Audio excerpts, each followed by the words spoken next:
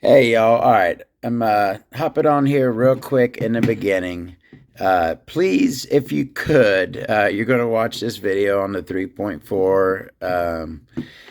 This is my first experience with it. All right, so I'm learning. But after I made this video, I found out what I'm sure all of y'all who are familiar with the 3.4, what you already know about it. I found that out after I made this video. So please, at the end of the video, I'm going to be adding an update as to what I found out and what I did after making the video. So that will be at the end. I'm giving this is a heads up that there is an update at the end. Enjoy the video.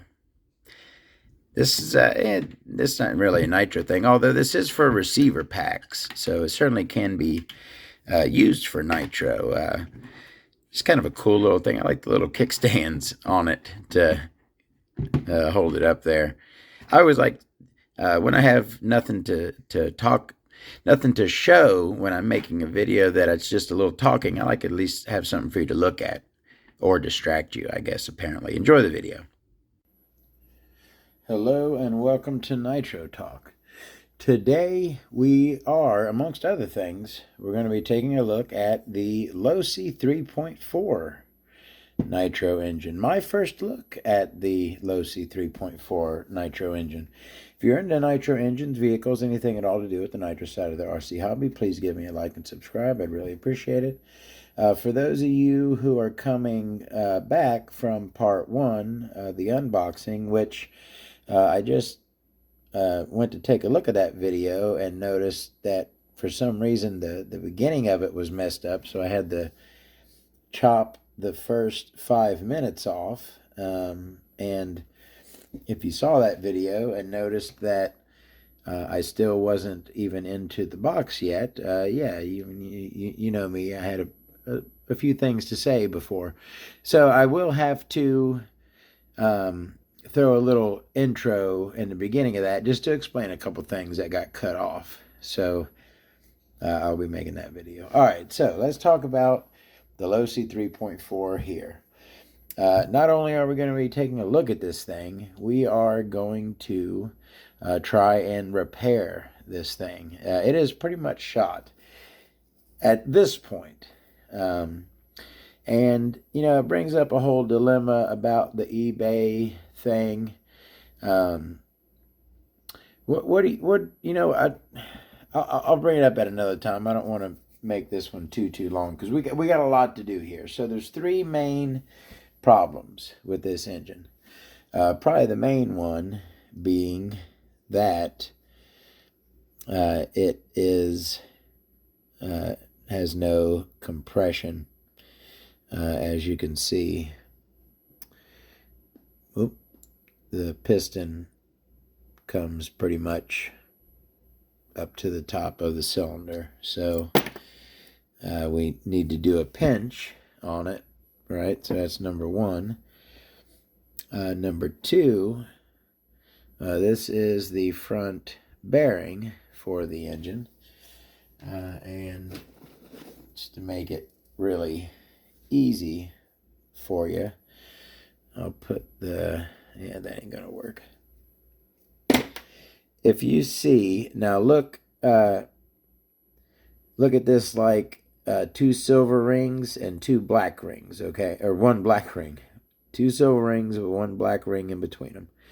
Look in between the inner silver ring and the black ring, and you will see how you can catch light through there.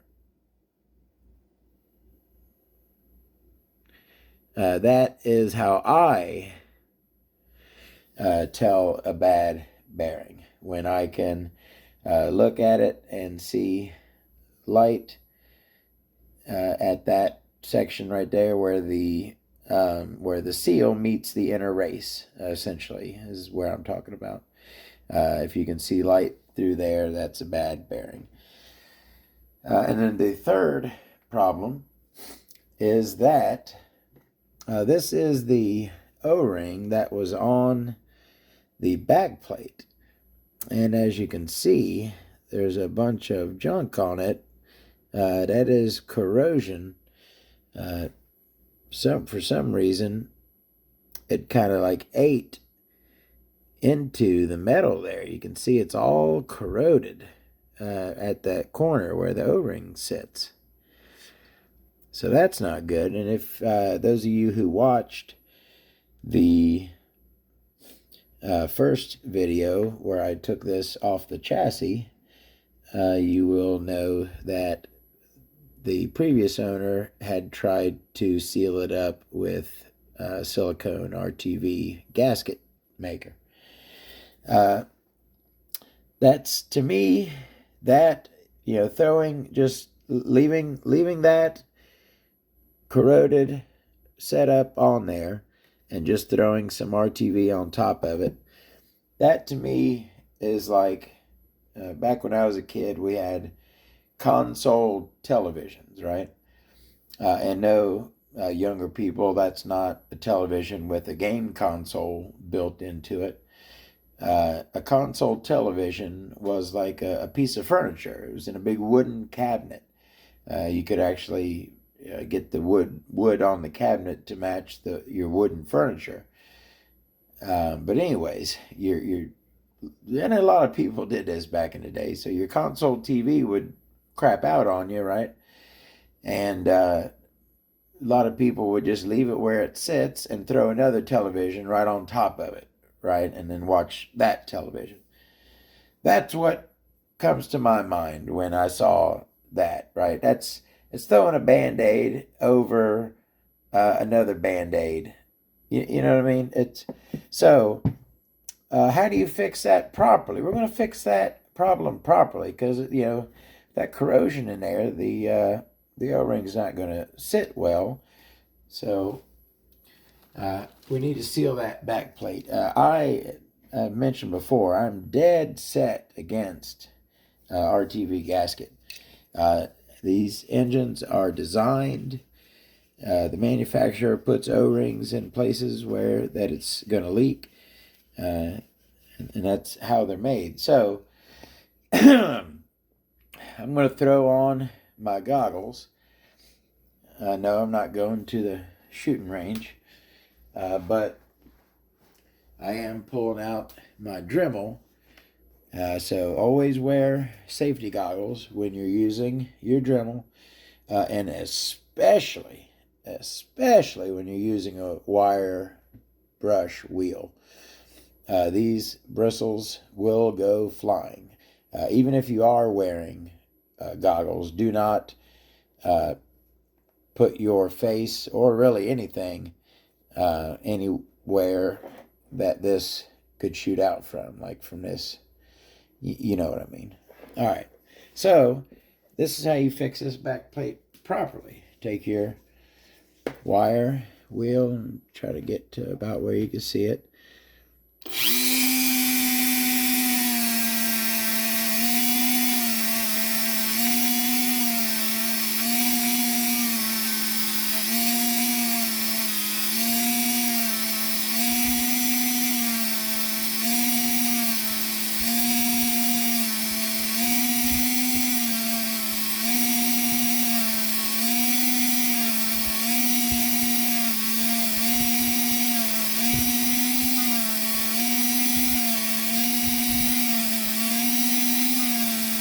Well, my wire wheel on there was dirty. You can give it about 2 go-rounds. And I'm not staying on any one spot. I'm keeping it moving. Just kind of doing single passes all the way around. Alright. So now I'm going to kill that, take off the old gogs. I'm going to give it a little clean real quick. Only take a second, and I'll be right back with you after these messages. We'll be right back.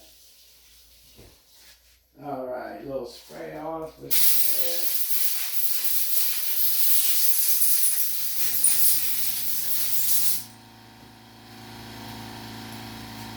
and now what we have is a back plate with a beautifully smooth O-ring groove. Look at that. Gorgeous.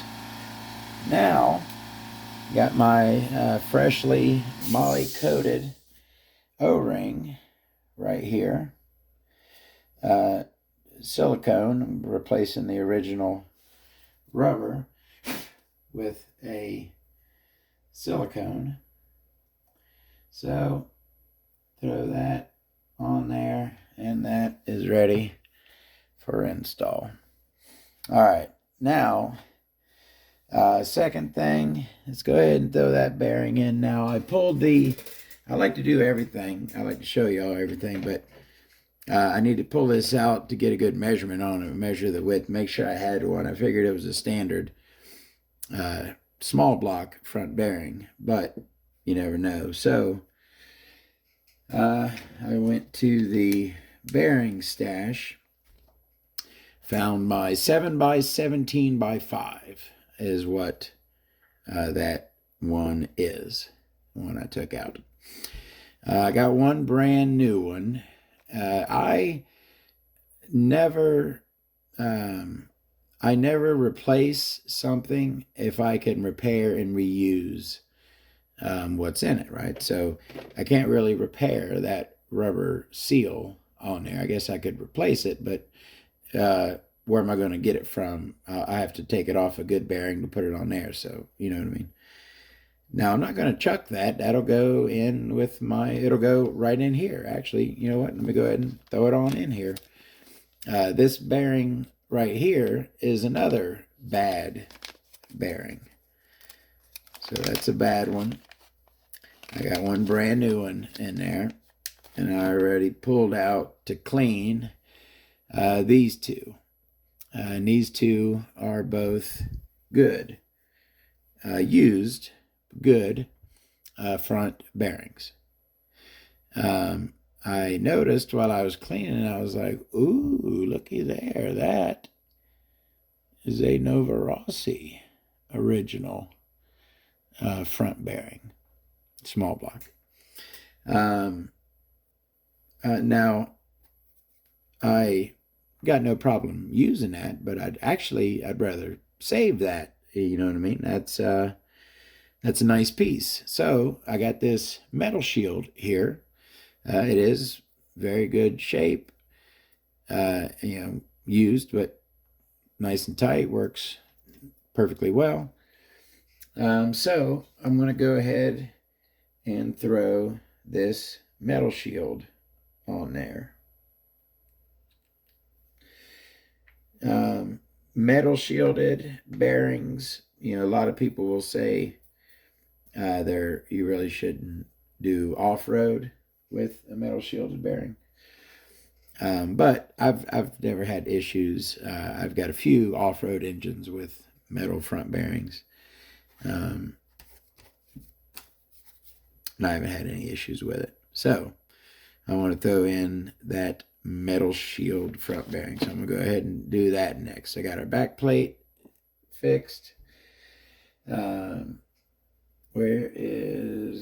the old Hewdy bearing tool, which is what I pulled it out with. And let me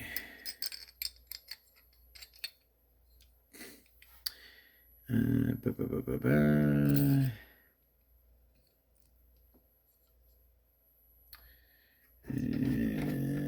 that. Love this thing. This is very, very near the top of my favorite tools list. This Hewdy bearing tool, just top shelf. There's not a better one on the market, in my opinion. And I've had this thing for a few years now. I've done a lot of bearings with it.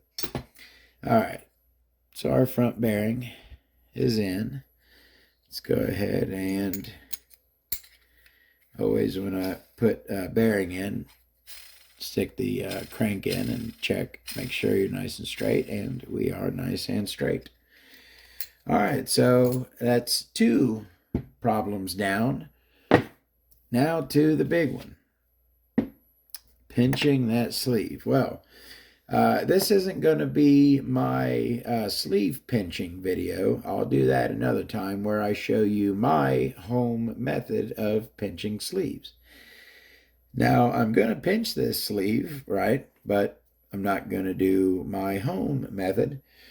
Just so happens we got lucky. I got lucky-ish. We'll see. And my 21 sleeve pincher, resizer, just so happens it's for 21s, but not all 21s. And this isn't a 21, actually. This is a 20-ish, 21 maybe. Depends how the numbers round up or down. But this just so happens to be one of the sleeves that fits in here and can be pinched by this pincher.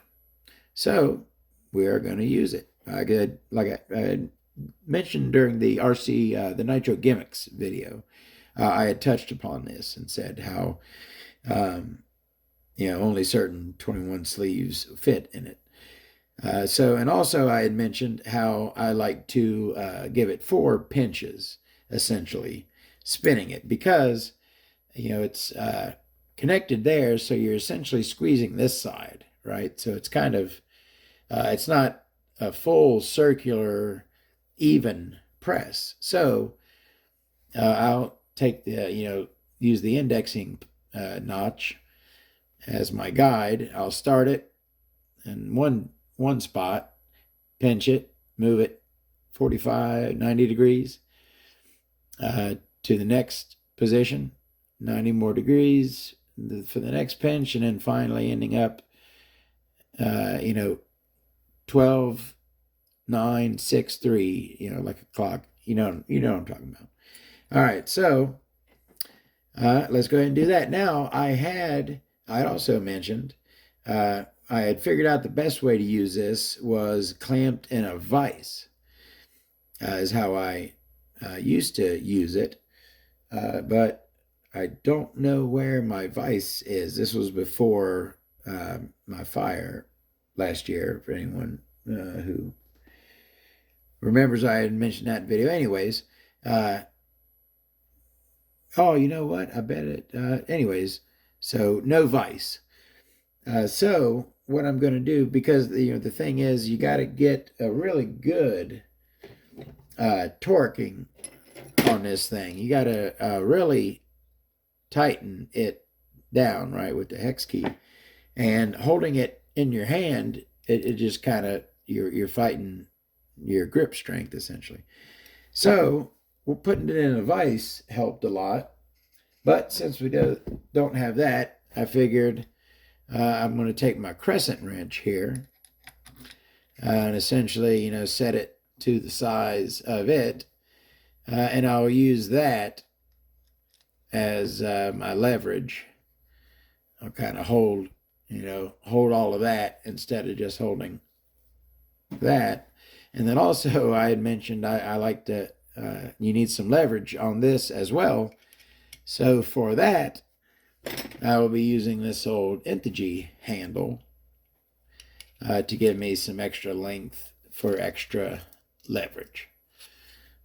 All right, so nothing to it but to do it. So let's go ahead and do that. All right. I'm going to have it right out to the side. So let me kind of throw that. You know what? Throw this in here first. I'm going to start with it down.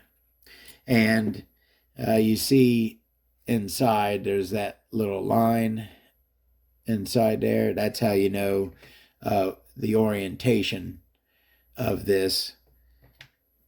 You put that line is essentially where your pinch is going to be. So the sleeve, that line to the top. So I'm going to put it in And we'll start with the pin down. And let me see, I haven't tried to see what kind of leverage I'm going to be able to get on this. So let's see. All right. Go ahead and I'll go ahead and just by hand I can tighten it up, and then I'll do it the rest of the way with the stuff.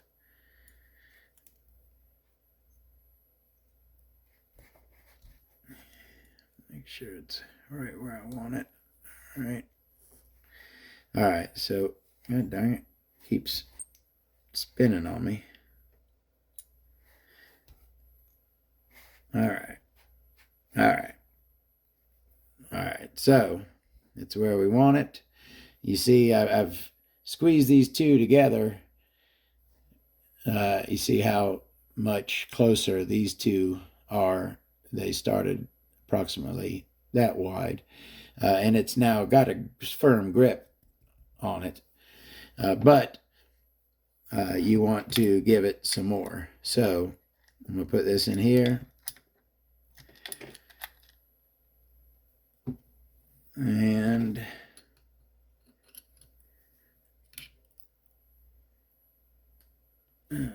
there we go. Real good. Now I'm going to loosen it. And a lot of times this won't come right out. You're going to have to spread it. Yeah, it's in there. Good. So you got to take your screwdriver. I had one handy for this. Of course. Y'all love watching my videos, don't you?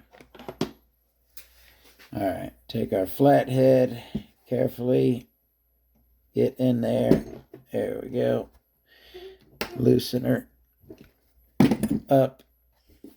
All right, so I got it down 6 o'clock.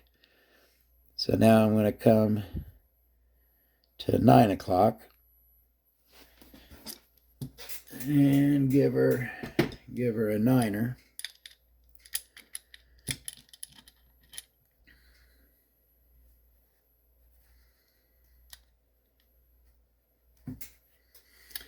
Where's my hex key?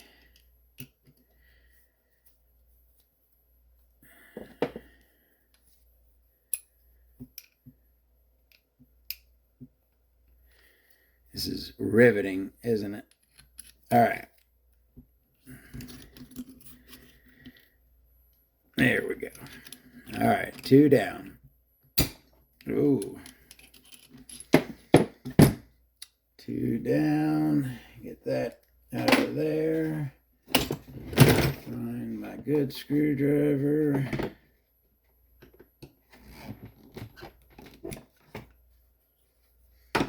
All right.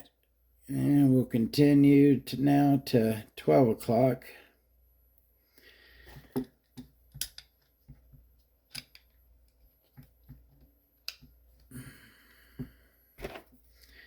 And one more time.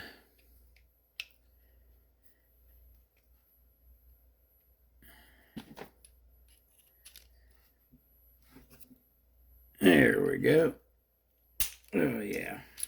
Got to do it good and tight. All right. One last pinch to go. Let me open it up. And 3 o'clock. There we go. Throw it in there.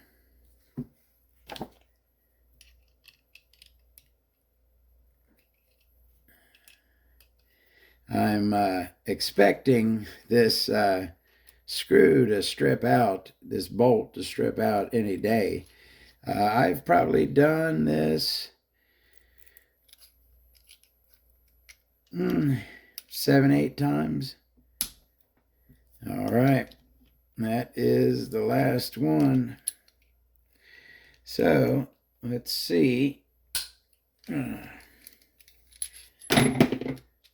See see how it looks. Screwdriver, pinch it open, take it out. No damage or anything to it. And let's see how it looks.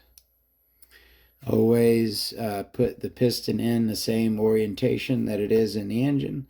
So cutout is going to be, I always look at the rear, put the cutout to the front.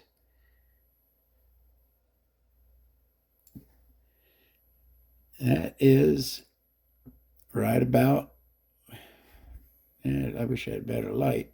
There you go, you can kind of see. Now it's not crazy low.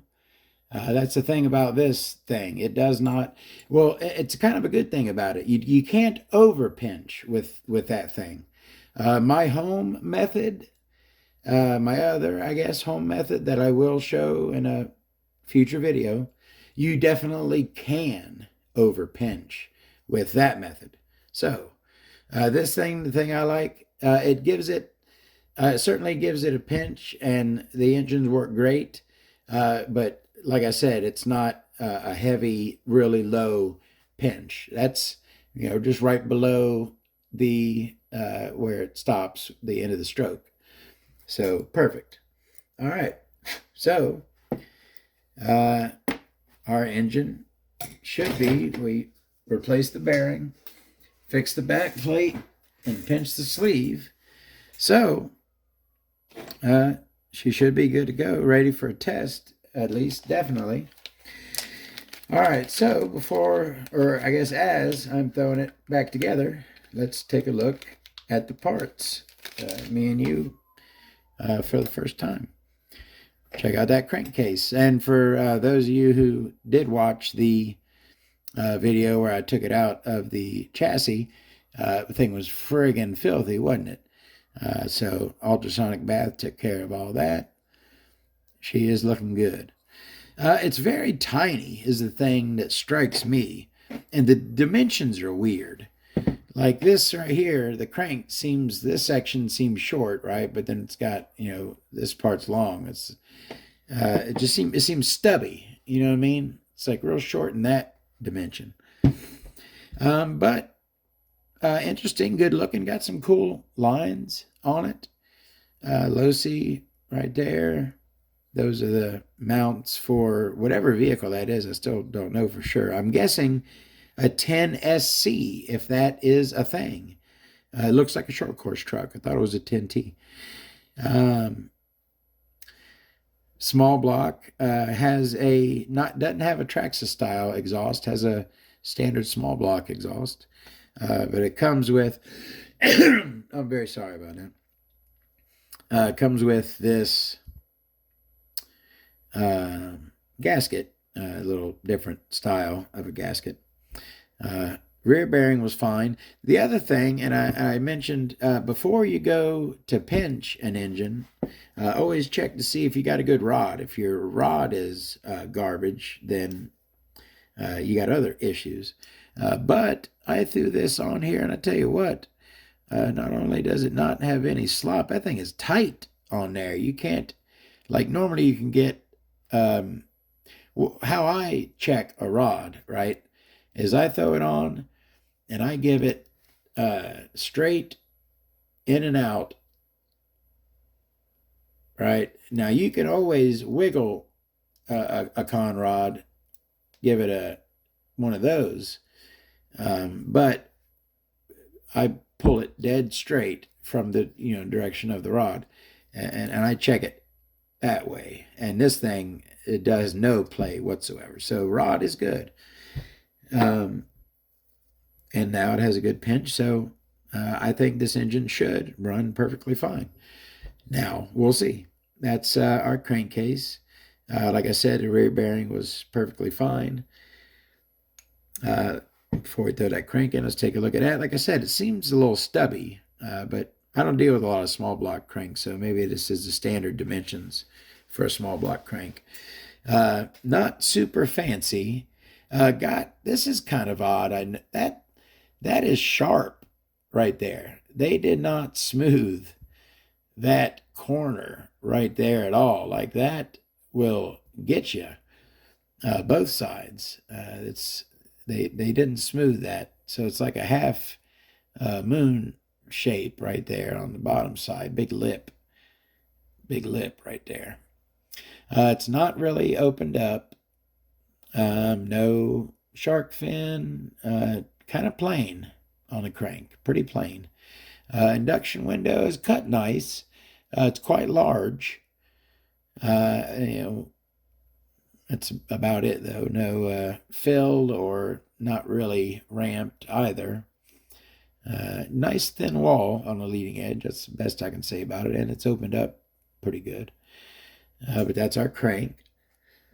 Now I am reassembling an engine that has came out of the ultrasonic bath. So, and now normally I do this for storage. This engine I am going to try to run it, so it will have oil from the fuel in it here in a day or two. So this is not as important of a step as it is when you're going to be storing an engine. But still always good practice when you're assembling an engine to throw a little oil on the rear bearing. So that's what I did. And looking good.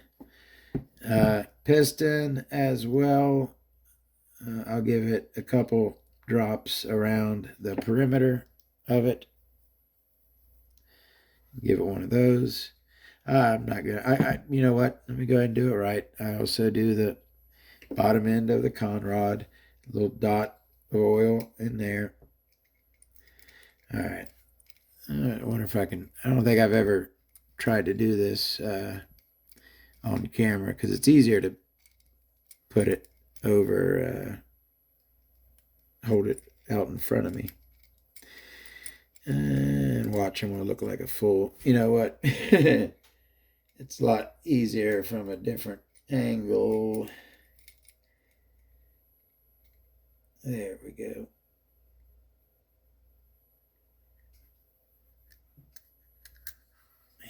Right on. Give that drop of oil I put on the bottom of the connecting rod. Let that smooth around. All right. Couple drops on the outside of that sleeve. Help that go in nicely. Always spin your sleeve as you put it in. And it's come on up and come on down. Oh yeah. Oh yeah. It's raising the piston up. Oh. Duh. Where in the heck? Oh. Put my non-proprietary blend. It's catching. It's not rolling over like it was for those of you who remember when I pulled the head off of it. Where is our shim? Head shim, I believe, is a single. Did we? I'm not missing anything. Oh yeah, look at me. I almost put that. I didn't show y'all that. Holy smokes! Look at me. All right, I'm trying to show this thing. All right. Oh, I got to take that conrod off. All right, piston is not much special. You know, this went in the ultrasonic bath, and that is the head button too. Neither of them came really clean. It's like I don't know. The ultrasonic bath usually gets those really clean, but these maybe it's a certain kind of fuel they used, and it's on there good, I guess. But very nice knife edge on that connecting rod. Very nice knife edge. Very nice knife edge, maybe because it's an SH. Shh. Um, Not very meaty on the bottom end of the connecting rod. But I mean, it's a 12. It's decent for its size. It's not bad. Flat top, 2 oil grooves, big skirt. And the sleeve in this was kind of underwhelming. Our exhaust port there has a kind of a unique shape. Very tall, not very wide. Got your little dog ears out there on the side. Our boost port, like I had mentioned, for those of you who watched the other video, monstrous. Look at that intake port. That thing is huge. That is a monster intake port. Bigger than most 21s. I don't think I could find a 21 with an intake port that big. That is huge. Ramp on it, not a big crazy ramp, little ramp though, it's there. And our side Schnurly ports got a good angle cut. You can see the edge of that one, but no ramp or fang. Just a simple 3-port design. This is with a huge intake port and some fairly simple side ports there, Schnurly ports. That is our sleeve. All right, now I can put this thing together. Watch, I'm going to forget to do another part now.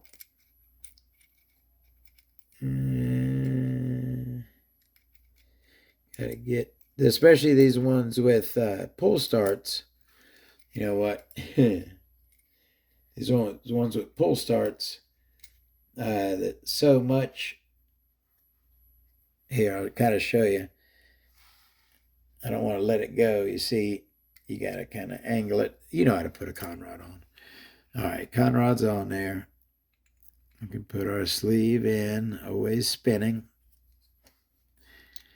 And make sure the piston is in before you push it the rest of the way down. All right. Single head shim, it's 3. And take a look at our head button. Looks like a cheap glow plug they have in there. It's like a HSP or something, it looks like. Make sure it's good. Yeah, it's good. But I had also mentioned, y'all know I love the unique, and I tell you what, something else I've never seen before, this lip right there. I don't have any other head buttons with that lip right there, a little groove. That is unique, very unique. And it is in need of a Todd Turbo. That glow plug is low. So you need a thinner washer to bring that glow plug up a little bit to make it more like a turbo. It's sitting a little low in there. You can see the thread all the way around it. See that? You can see the thread all the way around it. I don't know if I'm getting sick or something. My throat keeps clogging up on me. Sorry about that. All right, there's our head button. Let's go ahead and throw that on. And then we will take a look at that cooling head, which I really like. I think it's a really nice cooling head. You know, I'm a cooling head connoisseur, and I really dig the 3.4 one here. Very, very light, very light. It is got a lot of drilled out, a lot of holes in it. Lots of shine cuts for days. Boom, shine there. 2 long strips, kind of reminiscent of the 3.3 there. Those very sharp. Again, cut yourself on the sharpness of those fins. But nice and shiny. I love the design of this bottom fin there that doesn't go all the way out, but it's beveled. Just a really good looking head with a black protector on it. Losi. And again, super light. I really like that head. All right, looks like it goes that way with Losi to the front. And where are my screws? Now, the one-way bearing issue, I am not, oh, look what I'm doing. I got to take this protector off.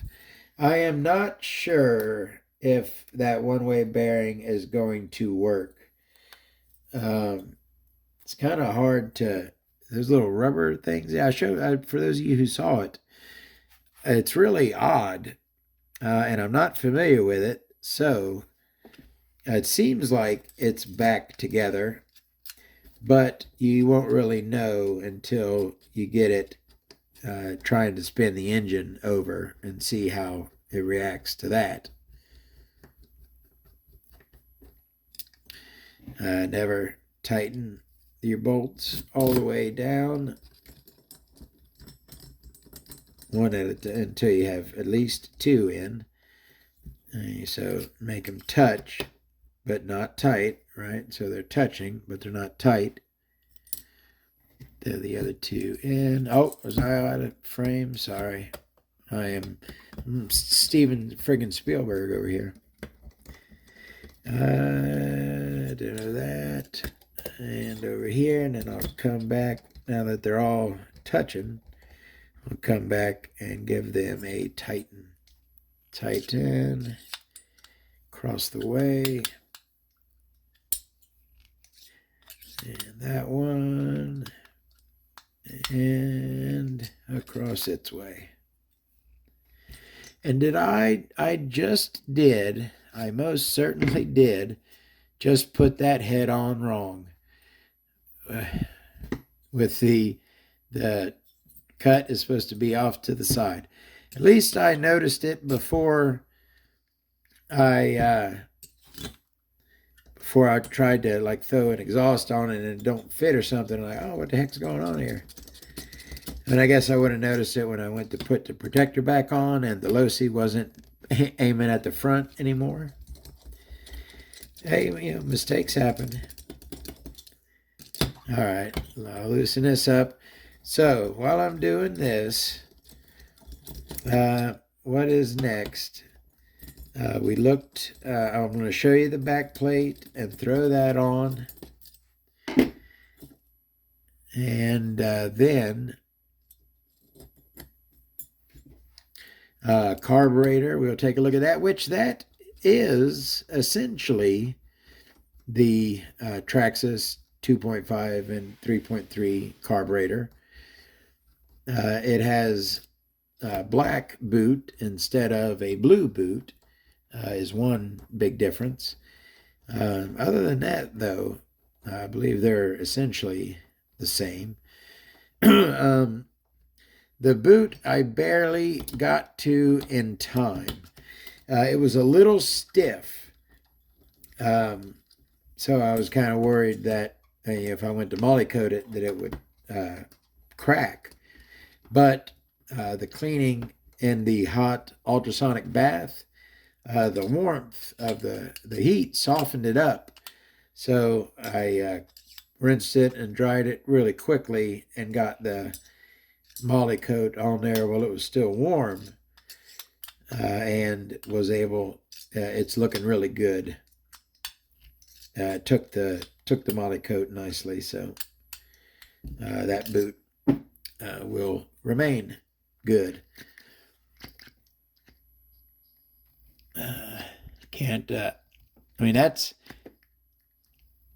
That's nice. You can usually get it to spin over, and I can. I'll go ahead and do that now. Whoa, I tell you what, I didn't even think it was going to be that hard. That thing has got really nice compression. All right. And yes, this O-ring is larger than the one that was on there, but it will be fine and it will seal up beautifully. Weird look on this thing. Has the same look as the other, the Traxxas 2.5 and 3.3. Like this inner part here looks the same, but this shape on the outside is different, to say the least. No O-ring going through there. And this O-ring here is molly coated. Very, very, very sorry about the coughing. I hate coughing in y'all's ears. Put our starting shaft through there. Throw this up to 3 o'clock. This could go either way.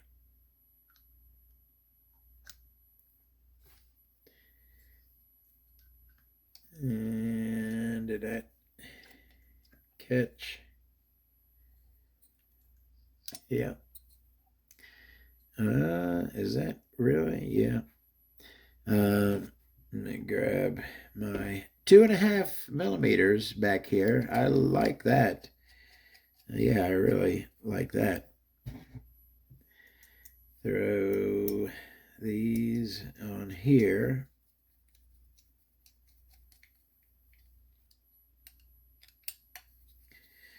There's 2. And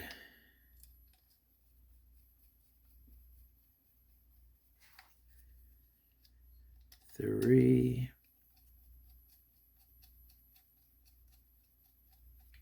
And 4. And this O-ring gonna need to be smashed. Is it sticking out? Really? Might be. That O-ring may be too big. No, I mean that it certainly isn't going to leak. I just want to make sure that the back plate is seated well against the back of the engine. The O-ring's kind of squishing out of it. But I tell you what, I guarantee that it ain't going to leak for sure. But that is not the proper O-ring. I will replace that with the proper O-ring. For now, though, let's go ahead and throw this carb on here. Is that? Yeah, that over there is the O-ring for it, which was supposed to be, it missed the ultrasonic bath. So it's a little dirty. So let me clean it up real quick and give it some molly coat like it needs, because it's an O-ring and they love it. They're like best buddies. O-rings and molly coat. All right, O-ring on. I don't even know which way it goes. Standard buggy style to the right of the engine. Make sure our pinch bolt. Oh, that's a good thing. Good pointer to mention. Whenever you're installing a carb, before you go in there and then see that it won't go in, and then go, oh, your pinch bolt ain't lined up. Look at your pinch bolt first. Make sure that it's not coming into the throat there. You don't want to catch it on it. That's not good. All right. Got our carb on there, and I will tighten it up. Again, never, you don't need to torque down a carb super tight, just nice and snug, and that's all she needs.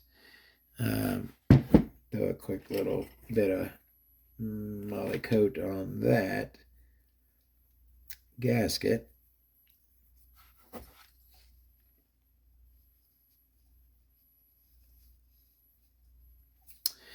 All right, so now we're basically at testing phase. Did I forget to show anything? It's a Traxxas. We looked at the back plate. I guess the only thing I didn't show was the carb. So let's take a look at that real quick. If you're not familiar with the 2.5, 3.3 carb, it's a composite carb, two needle, and it has these caps, one on the end and this one on the top. You could swap the needle into either position. You could put the needle over here and the cap over there. Yeah, pretty simple, decent carb. The Traxxas 2.5 and 3.3 carb was a good carb. The carb wasn't a problem with that engine.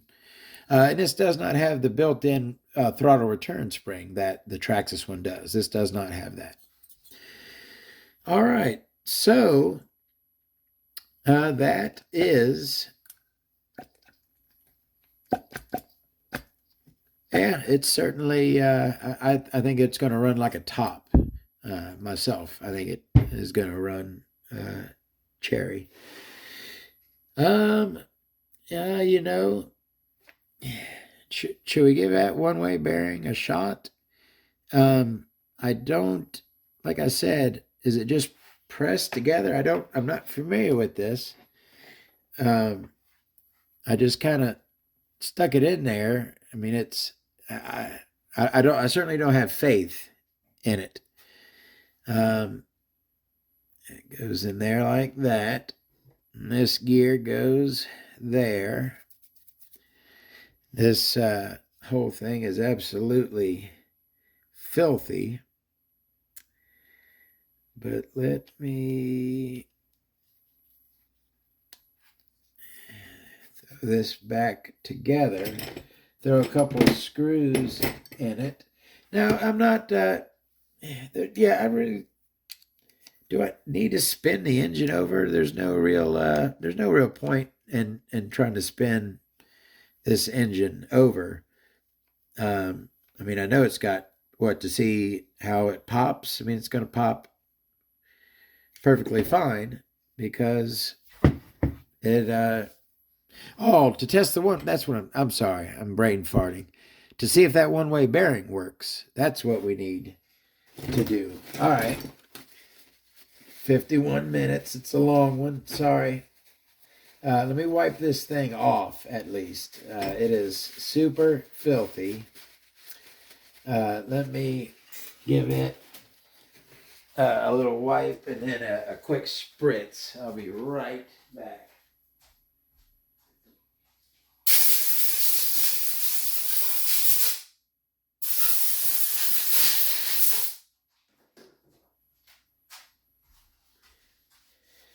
All right. So, I really wasn't paying too good of attention when I was taking this thing apart. So the four long ones, we got the four long ones with washers. Those are the ones that go into the back plate. See, that's why, not the only reason, but one of the reasons why I hate those friggin' that silicone, because it makes a mess. We have one more long one somewhere. Come on, you're hiding from me. 1, 2, 3. So we got those long ones, and then we got a couple others here. So I guess the others go up here. And then the long ones go through into the back of the engine. All right. Do I have a power tool to do this with? Would it save time to go and get a power tool to do this with? I'm almost done. Still, I'm pretty sure I got it, missing one of the long screws. All right, so that, and how's it go? Right on that side. I did not this one-way bearing is clean. I did not oil it. So let me do that now real quick. There's my oil right in front of me. Little one drop, drop, drop. Oh yeah, and that also, if you remember, if you watched the first video, you saw that the clutch spring was broken. Like I said before, I don't replace anything that I can repair. So that's the same clutch spring. They're pretty easy to repair. I probably should have shown that, but my bad, I forgot. All right, so let me get this thing on here. Oh yeah, definitely. It's gonna take forever. Let me grab my power. Right there. That was pretty quick, right? And I'll throw this right here in it. And we can do it to it. All right.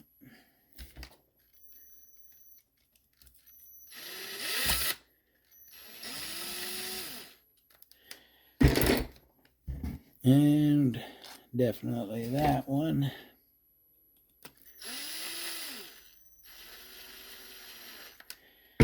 And do the through the works one.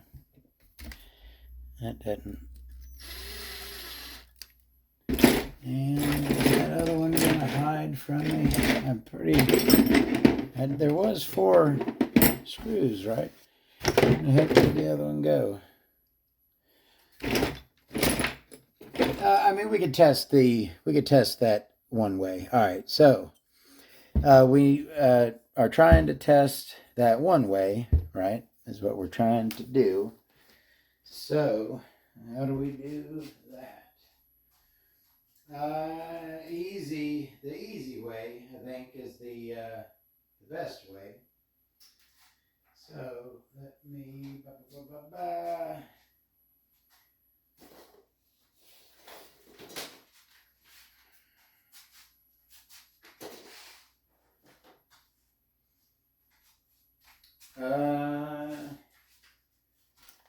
This is gonna be. Don't laugh at me. I'm gonna get this done. This might look funky. All right, I got me some alligator leads here. Alligators. And I am going to, yeah, this is what I'm doing here. I needed somewhere to, I pulled this out because that car has this plug on it. So I charged up this battery, even though it certainly isn't going to fit in there. It's from a Baja 5B. But it's the only battery I had that would plug into it. So I charged this up to test that, to test this essentially. So I should be able to plug those into there. Now, it looks like our positive is marked for us there. So I'm going to plug our negative on there. And I should be able to touch this and see if the one-way bearing works, if our engine spins. Wish me luck. I'm going to give it a hold here. All right, here we go.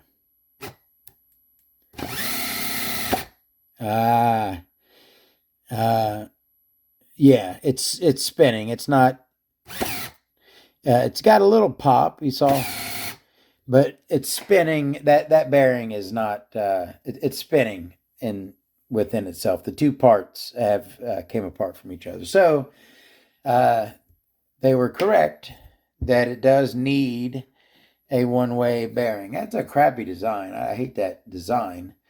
But And I tell you what, I bet you that thing's expensive. I bet you that one-way bearing is $30 at least. Well, I'll check right now and I'll see. All right. Well, that is, well, at least we got to look at the Losi 3.4, and it is now certainly, I think, ready to run, and will run great in the shape that it is. So that's that. I'll check into that bearing, and we'll have an update on the vehicle, update on everything. See y'all next time. Have a great day.